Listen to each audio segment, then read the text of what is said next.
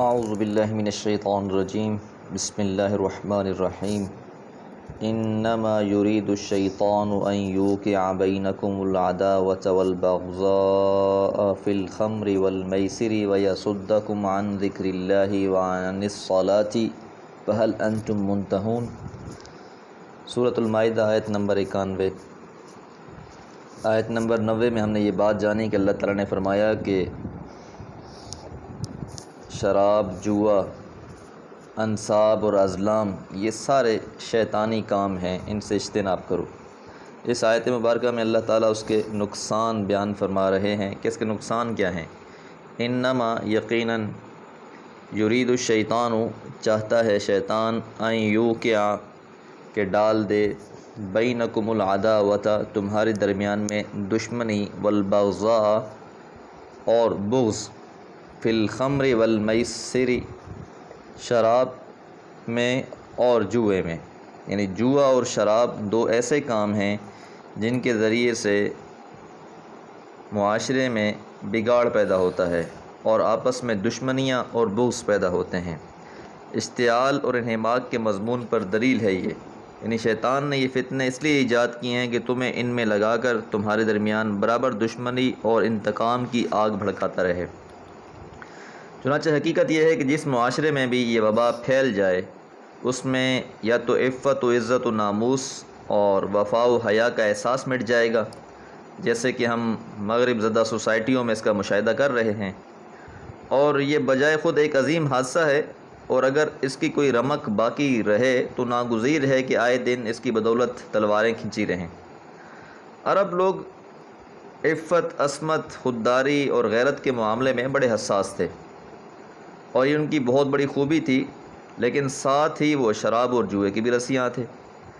تو اس وجہ سے جہاں کسی نے شراب کی بدمستی میں کسی کی عزت اور ناموس پر حملہ کیا، کسی کی تحقیر کی، کسی کو چھیڑا، تو وہیں فریقین نے تلواریں سونت لی، اور پھر یہ لڑائی دو بندوں سے، دو قوموں اور قبیلوں کے درمیان جنگ بن جاتی اور انتقام کا لامتناہی سلسلہ شروع ہو جاتا، اور پھر سالوں پر محیط یہ جنگیں چلتی رہتی، اور بہت سی جنگوں کا ایسا تذکرہ عربوں کے اشعار میں بھی پایا جاتا ہے اور تاریخی کتابوں میں بھی اس کی طرف اشارہ ملتا ہے۔ اسی طرح حضرت سعد بن ابی وقاص رضی اللہ تعالیٰ عنہ سے بھی روایت ہے، فرماتے ہیں کہ میں انصار اور مہاجرین کے کچھ لوگوں کے پاس آیا تو انہوں نے کہا آؤ تمہیں کھلائیں اور شراب پلائیں۔ یہ شراب کی حرمت سے پہلے کی بات ہے۔ چنانچہ میں ان کے پاس ایک باغ میں گیا، وہاں ان کے پاس اونٹ کی بھنی ہوئی سری اور شراب کا ایک مشکیزہ تھا۔ میں نے ان کے ساتھ کھایا اور پیا۔